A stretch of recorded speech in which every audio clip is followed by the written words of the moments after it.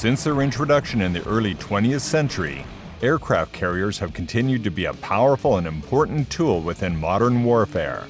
Their construction and maintenance is insanely expensive, but in return, they provide a unique opportunity to maintain a country's air power and naval forces. It's perhaps no secret that the most advanced U.S. Navy aircraft carrier is the USS Gerald R. Ford, or CVN-78. This ship became the first in its class, defining the future of a new generation of American aircraft carriers. It is 10 times the size of its distant ancestor, USS Langley, or CV-1, and is literally filled to the brim with advanced technological solutions worthy of a 21st century flagship military vessel. At the same time, its price of more than $13 billion raised the requirements for the ship to an extremely high level, forcing experts to react more sharply to all the problematic moments during its construction. A displacement of 100,000 tons, which makes the Ford the champion amongst all warships ever built, as well as the dimensions of this giant are impressive, even on paper. With a length of 1,106 feet, 256 feet in width, a height of 250 feet, and a flight deck that can accommodate up to 90 aircraft, this vessel can both strike fear into the hearts of enemies and give hope to allies. The two most publicized ship technologies are the EMALS, or Electromagnetic Aircraft Launch System, is a new electromagnetic aircraft launch system that has replaced traditional steam catapults, and AAG, or Advanced Arresting Gear. EMALS uses stored kinetic energy and solid-state electrical energy conversion to propel the aircraft on rails and away from the carrier. With a linear induction motor instead of a steam piston like the USS Nimitz class, the system accelerates the aircraft more smoothly, reducing the load on not only its airframe, but also on the pilots, requiring less maintenance while being able to launch even heavier aircraft than its steam engine predecessors. Additionally, the system reduces the ship's need for fresh water and energy-intensive desalination, and also eliminates the need for steam generation and storage, freeing up a significant amount of space below deck. The AAG in turn replaced the Mk7 brake mechanism and uses hydraulics to slow down and stop the landing aircraft. Rotary engines, which use simple energy-absorbing water turbines, or twisters, coupled to a large induction motor, provide precise control of drag forces and are suitable for a wider range of aircraft, including UAVs. And let's not forget about the 11 Advanced Weapons Elevators, or AWE. These make it possible to minimize the time needed to move the weapons from their place of storage and assembly to aircraft standing on the takeoff deck. Ammunition will be lifted to a centralized re-equipment site using heavy-duty elevators that employ linear motors. The elevators themselves, however, are positioned so that ammunition doesn't have to cross any aircraft traffic areas, thereby reducing traffic problems in the hangars and on the flight deck.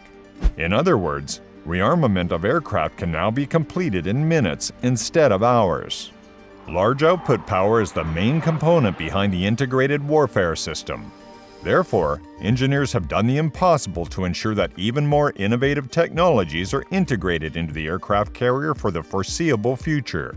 In the meantime, the ship's existing systems use only half the capacity of its two Bechtel A-1B nuclear reactors, capable of providing several countries with energy for a year at once: Monaco, Liechtenstein, Andorra, and San Marino. The USS Navy expects the USS Ford class to cruise the oceans and seas until 2105, and the ship's future armament has already included free electron-directed energy laser weapons, electrical armor, and advanced tracking systems. Although it doesn't have more than a dozen aircraft carriers like the United States does, the French fleet can also boast of its flagship Charles de Gaulle R-91, which received its name in the honor of the President and General of France, Charles de Gaulle. It's funny that the ship could get a completely different name. In February of 1986, when the contract for the construction of an aircraft carrier was signed, the Ministry of Defense proposed the Charles de Gaulle option. But the then President of France, François Mitterrand, felt that on the eve of the 1988 elections it would have been seen as flirting with the Gaullist party, so he decided to change it to Richelieu. However, in the end, in 1989, Gaullist Prime Minister Jacques Chirac nevertheless convinced the president that de Gaulle's name was more suitable for a symbol of France's greatness. This giant, costing more than $3.3 billion, is the 10th aircraft carrier built by France, the first French nuclear-powered surface ship, and the only non-US Navy nuclear-powered aircraft carrier completed. It was built by the Brest Naval Shipyard DCN, or the Direction de Constructions Navals, in the province of Brittany, and commissioned in 2001, replacing two vintage Clemenceau-class aircraft carriers, the Clemenceau R-98 and Foch R-99. The ship has a length of 858 feet, a flight deck width of 207 feet, a height of 218 feet, and a very impressive displacement of 42,500 tons at full load.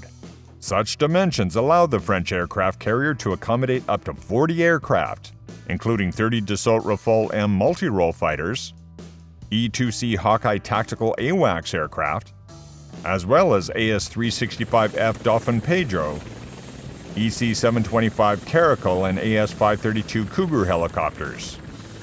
The heart of the systems are two Areva K-15 PWR, or pressurized water reactors, nuclear water reactors.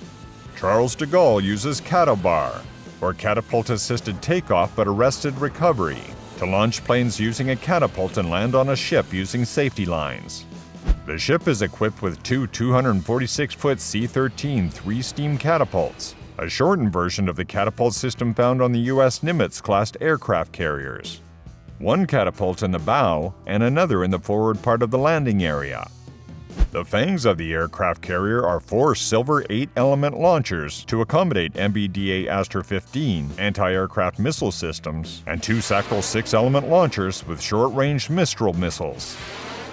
And for self-defense at close range, the ship is equipped with 8 20mm Giat 20 F2 cannons.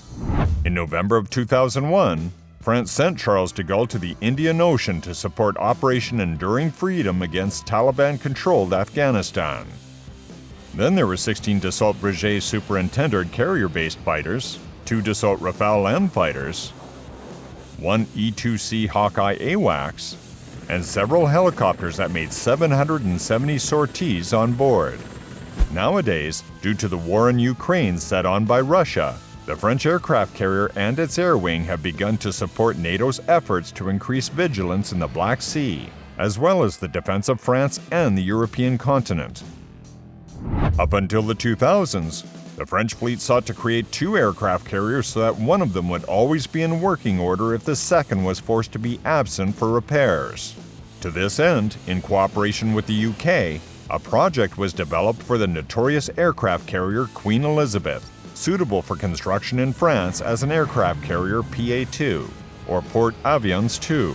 And although France immediately preferred a nuclear power plant, the project involved the installation of conventional engines to meet the requirements of the British Royal Navy. This was perhaps one of the many reasons why the 2013 French Defense White Paper canceled plans for a second aircraft carrier. In 2020, President Macron announced the construction of a new generation aircraft carrier, PANG, or Port Avions de Nouvelle Generation, which will start in 2025. It'll have a displacement of about 75,000 tons and the ability to accommodate 32 of the latest fighters.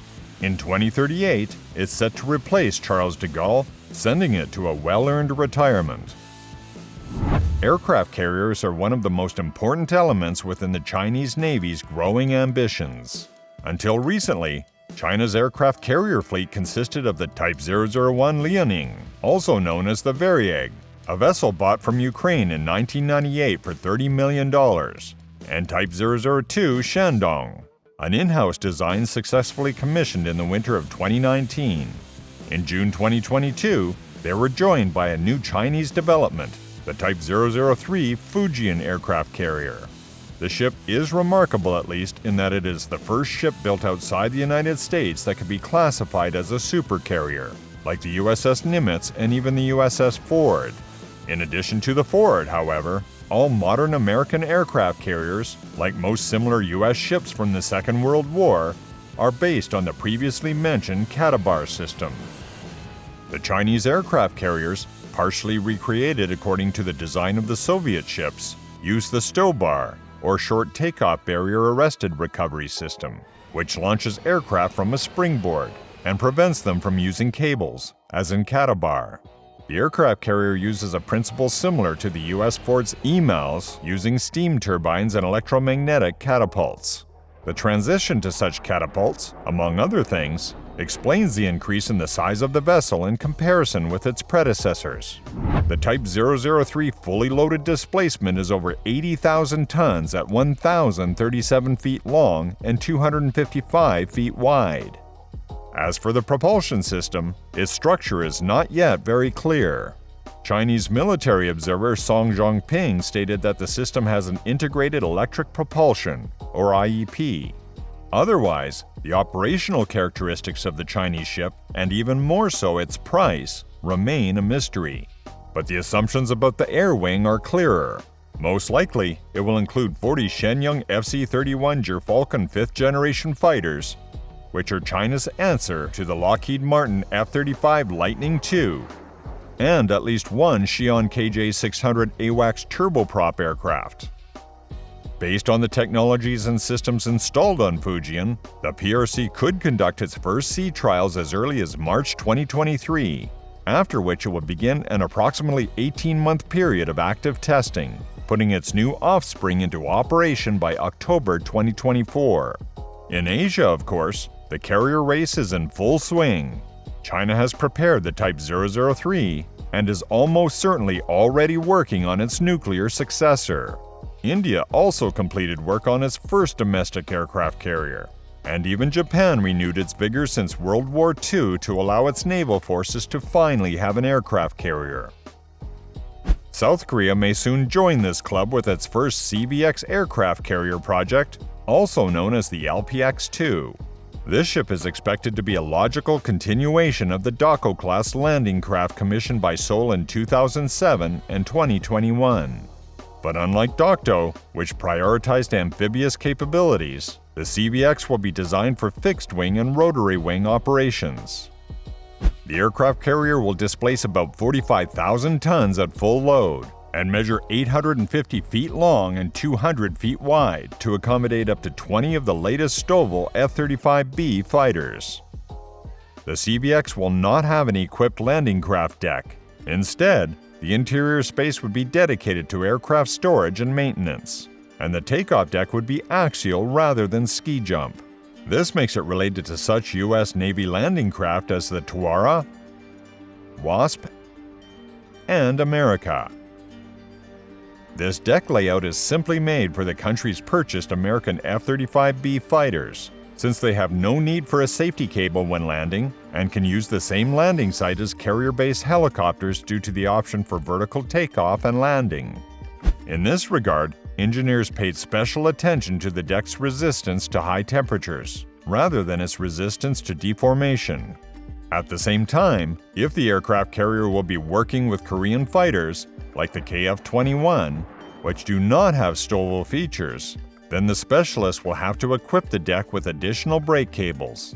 Additionally, the South Korean CVX may become one of the few aircraft carriers with 2 islands. The British Defence Corporation Babcock International is supporting the Korean program, which is a possible explanation for the choice of the 2-island design. After all, Babcock previously led the development of the Queen Elizabeth-class program for the Royal Navy. The estimated price of the aircraft carrier looks extremely optimistic, stopping at $1.83 billion. But let's not forget about 20 F-35Bs, which will cost Seoul about $2.7 billion. And although many, including South Korean experts, are sure that such an aircraft carrier will only become a money-eating behemoth for the country, taking into account their inadequate northern neighbor, North Korea, and the ambitions of the PRC, the region will definitely not interfere given the additional protection.